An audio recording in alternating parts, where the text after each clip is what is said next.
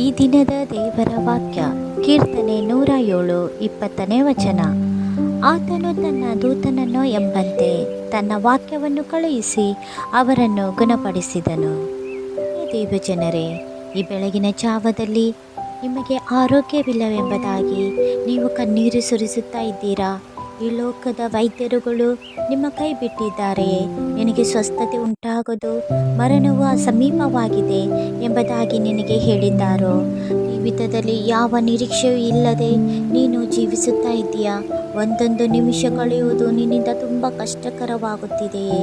ಆ ನೋವನ್ನು ನಿನಗೆ ಸಹಿಸಲು ಆಗುತ್ತಿಲ್ಲವೇ? ನಿನ್ನನ್ನು ನೋಡಿ ದೇವರು ಹೇಳುತ್ತಿದ್ದಾರೆ, ನನ್ನ ದೂತನು ಎಂಬಂತೆ ನನ್ನ ವಾಕ್ಯವನ್ನು ಕಳುಹಿಸಿ ಮನಸ್ಸುಳ್ಳವನಾಗಿದ್ದೇನೆ.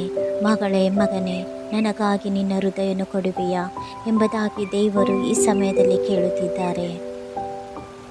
ನೀವು ದೇವರಲ್ಲಿ ಬಲವಾಗಿ ನಂಬಿ, ದೇವರು ನನ್ನನ್ನು ಸ್ವಸ್ಥ ಮಾಡುತ್ತಾರೆ. ವಾಕ್ಯವು ಯೇಸು ಸ್ವಾಮಿಯಾಗಿದ್ದಾರೆ. ಆ ವಾಕ್ಯವನ್ನು ನೀವು ನಂಬುವಾಗ ಆ ವಾಕ್ಯವು ನಿಮ್ಮ ಮಧ್ಯದಲ್ಲಿ ಬಂದು ನೀವು ಅನಾರೋಗ್ಯದ ಸಮಯದಲ್ಲಿ ನಂಬಿಕೆಯಿಂದ ಪ್ರಾರ್ಥಿಸುವಾಗ ವಾಕ್ಯವು ನಿಮ್ಮನ್ನು ಸ್ವಸ್ಥ ಮಾಡುವಂಥದ್ದಾಗಿದೆ. ಪ್ರಿಯರೇ, ವಾಕ್ಯದ ಬಲವನ್ನು ಅರಿತುಕೊಳ್ಳಿರಿ. ದೇವರ ವಾಕ್ಯವನ್ನು ಇರುವಂಥ ಸಮಯದಲ್ಲೇ ಓದಿರಿ. ಮುಂದೆ ಒಂದು ದಿನದಲ್ಲಿ ಕ್ಷಾಮ ಬರುತ್ತದೆ. ಅದು ಅನ್ನದ ಕ್ಷಾಮವಲ್ಲ, ನೀರಿನ ಕ್ಷಾಮವಲ್ಲ, ದೇವರ ವಾಕ್ಯದ ಕ್ಷಾಮ ಬರುತ್ತದೆ ಎಂಬುದಾಗಿ ಸತ್ಯವೇದ ನಮಗೆ ಸರಿಯಾಗಿ ಹೇಳುವಂಥದ್ದಾಗಿದೆ. ಆದ್ದರಿಂದ ಇರುವಂಥ ಈ ಸಮಯದಲ್ಲಿ ನೀವು ದೇವರ ವಾಕ್ಯಕ್ಕಾಗಿ ಸಮಯವನ್ನು ಮಾಡಿಕೊಳ್ಳಿ. ದೇವರ ವಾಕ್ಯವನ್ನು ಓದಿ ಪ್ರಾರ್ಥನೆ ಮಾಡಿ ದೇವರಿಗಾಗಿ ನೀವು ಒಳ್ಳೆಯ ಕಾರ್ಯಗಳನ್ನು ಮಾಡುವುದಾದರೆ ನಿಮ್ಮ ಜೀವಿತದಲ್ಲಿ ಆಶೀರ್ವಾದದ ಮಳೆ ಸುರಿಯುವಂಥದ್ದಾಗಿದೆ. ಈ ದಿನದಲ್ಲಿ ನಿನಗೆ ಆರೋಗ್ಯ ಬೇಕು. ಹಾಗಿದ್ದರೆ ನೀನು ದೇವರ ವಾಕ್ಯವನ್ನು ಗಟ್ಟಿಯಾಗಿ ಹಿಡಿದುಕೋ. ದೇವರ ವಾಕ್ಯವನ್ನು ಓದಿ ಕೇವಲ ಬಿಟ್ಟು ಬಿಡುವುದಲ್ಲ, ಆತನ ಆಜ್ಞೆಗಳನ್ನು ಕೈಕೊಂಡು ನೀವು ನಡೆಯಿರಿ. ನಿಮ್ಮ ಜೀವಿತದಲ್ಲಿ ನಿಮ್ಮ ತಲಾಂತರಗಳವರೆಗೆ ನಿಮ್ಮ ಸಂತತಿಗಳಿಗೆ ಆಶೀರ್ವಾದಗಳು ಉಂಟಾಗುತ್ತವೆ. ಒಬ್ಬ ವ್ಯಕ್ತಿಗೆ ಅನಾರೋಗ್ಯ ಉಂಟಾಯಿತು. ಆತನು ಎಷ್ಟು ವೈದ್ಯರಿಗೆ ತೋರಿಸಿದರೂ ಆತನಿಗೆ ಸ್ವಸ್ಥತೆ ಉಂಟಾಗಲಿಲ್ಲ. ಆತನ ಬಳಿಗೆ ಒಂದು ಚಿಕ್ಕ ಪ್ರಾಯದ ಹುಡುಗಿ ಬಂದು, ನಾನು ನಿನಗೋಸ್ಕರ ಪ್ರಾರ್ಥಿಸುತ್ತೇನೆ, ದೇವರ ವಾಕ್ಯವನ್ನು ಹೇಳಿ ನಾನು ನಿನಗೋಸ್ಕರ ಪ್ರಾರ್ಥಿಸುತ್ತೇನೆ ಎಂಬುದಾಗಿ ಹೇಳುವಾಗ ಆ ವ್ಯಕ್ತಿ ಆಕೆಗೆ ನಾಯಿ ಎಂಬುದಾಗಿ ಆಕೆಗೆ ಹೀನೈಸಿ ಬೈದು ಆಕೆಯನ್ನು ಕಳಿಸುತ್ತಾನೆ. ಆದರೂ ಆ ಮಗಳು ಹೋಗದೆ ಆತನಿಗಾಗಿ ಪ್ರಾರ್ಥಿಸಿ ಅಲ್ಲಿ ಸತ್ಯವೇದವನ್ನು ಇಟ್ಟು, ನೀನು ಇದನ್ನು ಓದು, ಸಮಾಧಾನವಾದಾಗ ನೀನು ಇದನ್ನು ಓದು ಎಂಬುದಾಗಿ ಹೇಳಿ ಹೋಗುತ್ತಾಳೆ.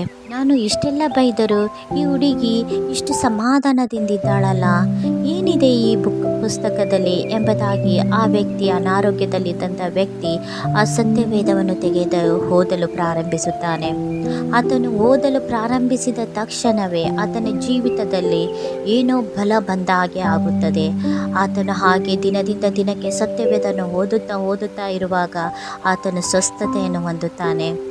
ವಾಸಿಯಾಗದ ರೋಗದಿಂದ ಆತನು ಬಿಡುಗಡೆ ಹೊಂದಿದನು. ಅಲ್ಲಿರುವಂಥ ಎಲ್ಲರಿಗೆ ವೈದ್ಯರಿಗೆ ಇದು ಹೇಗೆ ಸಾಧ್ಯ ಎಂಬುದಾಗಿ ಅವರು ಒಂದು ನಿಮಿಷ ಚಕಿತಗೊಂಡರು. ಆ ವ್ಯಕ್ತಿ ಯಾರು ಎಂಬುದಾಗಿ ನೋಡುವಾಗ ದೊಡ್ಡ ಘನ ಸೇವಕರಾಗಿರುವಂಥ ಕೊರಿಯಾ ದೇಶದ ಪಾಲ್ ಯಾಂಗಿಚೋ. ಅಂಥ ದೊಡ್ಡ ಸೇವಕರು ಆಗಬೇಕೆಂದರೆ ಅವರಿಗೆ ವಾಕ್ಯವು ಅವರನ್ನು ಬದಲಾಯಿಸಿತು.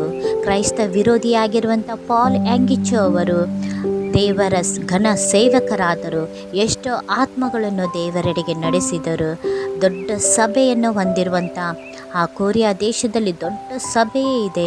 ಆದ್ದರಿಂದ ಪ್ರಿಯರೇ, ದೇವರ ವಾಕ್ಯವನ್ನು ನೀವು ನಿರ್ಲಕ್ಷಿಸಬೇಡಿ, ಅದನ್ನು ಇಗ್ನೋರ್ ಮಾಡಬೇಡಿರಿ. ದೇವರ ವಾಕ್ಯದಲ್ಲಿ ಬಲವಿದೆ. ಆ ಬಲವನ್ನು ನೀವು ಅರಿತುಕೊಳ್ಳುವುದಾದರೆ ನಿಮ್ಮಲ್ಲಿ ಅಸಾಧ್ಯವಾದ ಸಂಗತಿಗಳು ಸಾಧ್ಯವಾಗುತ್ತವೆ. ದೇವರು ಈ ಸಮಯದಲ್ಲಿ ನಿಮ್ಮನ್ನು ನೋಡಿ ಹೇಳುತ್ತಿದ್ದಾರೆ, ಮಗಳೇ, ಮಗನೇ, ನಿನಗೆ ಆರೋಗ್ಯ ಬೇಕು. ಈ ಸಮಯದಲ್ಲಿ ನೀವು ಈ ವಾಕ್ಯವನ್ನು ನಂಬುವುದಾದರೆ ನನ್ನೊಟ್ಟಿಗೆ ಹೀಗೆ ಪ್ರಾರ್ಥನೆ ಮಾಡಿರಿ. ಯೆಹೋವ ರಾಫ, ಆರೋಗ್ಯದಾಯಕನಾದ ದೇವರೇ, ಅಪ್ಪ, ಈ ಬೆಳಗಿನ ಜಾವದಲ್ಲಿ ಆರೋಗ್ಯವಿಲ್ಲವೆಂಬುದಾಗಿ ಎಷ್ಟೋ ಜನರು ಕಣ್ಣೀರು ಸುರಿಸುತ್ತಿದ್ದಾರಪ್ಪ ಕರ್ತನೆ. ಎಷ್ಟೋ ವೈದ್ಯರು ಅವರ ಕೈ ಬಿಟ್ಟಿರಬಹುದು ಸ್ವಾಮಿ, ಆದರೆ ರಾಜ, ನೀನು ಕೈ ಬಿಡುವ ದೇವರಲ್ಲಪ್ಪ. ಅಸಾಧ್ಯವಾದ ಸಂಗತಿಗಳನ್ನು ಸಾಧ್ಯವಾಗ ಮಾಡ ದೇವರು ನನ್ನ ದೇವರಪ್ಪ. ಏಸಪ್ಪ, ಈ ಸಮಯದಲ್ಲಿ ನಿನ್ನ ಮಕ್ಕಳನ್ನು ಮುಟ್ಟಪ್ಪ. ಅವರ ಎಲುಬುಗಳಲ್ಲಿ, ನರನಾಡಿಗಳಲ್ಲಿ ನಿನ್ನ ಬಲ, ನಿನ್ನ ವಾಕ್ಯವು ಸ್ವಾಮಿ ಬಲ ಹೇರಳವಾಗಿ ಪ್ರಸರಿಸಲಿ ಅಪ್ಪ ಕರ್ತನೆ ರಾಜ. ಅದ್ಭುತವನ್ನು ಮಾಡು ನನ್ನ ದೇವರೇ. ನಿನ್ನ ಮಕ್ಕಳು ಮರಣಕರ ಹಾಸಿಗೆಯಲ್ಲಿ ಇದ್ದಂಥ ಮಕ್ಕಳು ಎದ್ದು ಕೂತುಕೊಂಡು ದೇವ ಈ ದಿನದಲ್ಲಿ ನಿನ್ನನ್ನು ಸಾಕ್ಷಿ ಮಕ್ಕಳಾಗಿ ಅಪ್ಪ ಕರ್ತನೆ ಎಷ್ಟು ಜನರಿಗೆ ಅವರು ಸಾಕ್ಷಿ ಹೇಳೋ ಹಾಗೆ ನೀನವರ ಜೀವಿತದಲ್ಲಿ ಸ್ವಸ್ಥತೆಯನ್ನು ಅನುಗ್ರಹಿಸಿಕೊಡು ನನ್ನ ದೇವರೇ. ಅಪ್ಪ ಹಾಗೆ ಮಾಡುವ ದೇವರು ನೀವಾಗಿರುವುದಕ್ಕಾಗಿ ಸ್ತೋತ್ರ. ಯಾರ್ಯಾರಿಗೆ ಸ್ವಸ್ಥತೆ ಬೇಕು ಅವರಿಗೆ ಸ್ವಸ್ಥತೆ ಕೊಟ್ಟಿರುವುದಕ್ಕಾಗಿ ನಿನಗೆ ಸ್ತೋತ್ರ. ಯೇಸುವಿನ ನಾಮದಲ್ಲಿ ತಂದೆ, ಆಮೇನ್. ದೇವರು ನಿಮ್ಮನ್ನು ನಿಮ್ಮ ಕುಟುಂಬವನ್ನು ಹೇರಳವಾಗಿ ಆಶೀರ್ವದಿಸಲಿ. ಆಮೇನ್.